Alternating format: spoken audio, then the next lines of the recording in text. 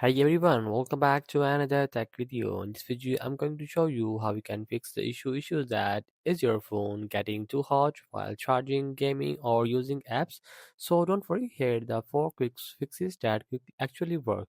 So in this video, you will learn how to fix your iPhone overheats and what causes it.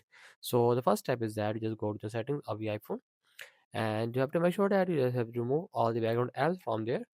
After removing all the background apps, just remove it and just go to the settings of your iPhone and just scroll it down and just find the option of accessibility. Just click on that and just scroll and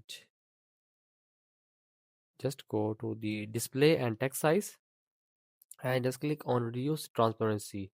Just download and go back and also click on the motion. Just click on that motion and just click on reduce motion. Both reduce the animations from your iPhone.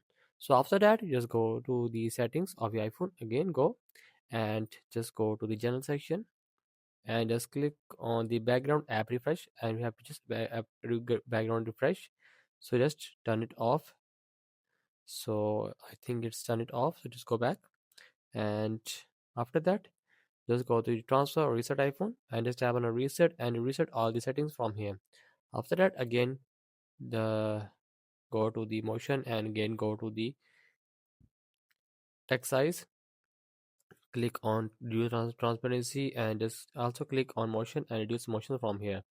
After that, just go back and just restart, force restart your iPhone. Just press the power button and the volume up button and just off your iPhone and again on it.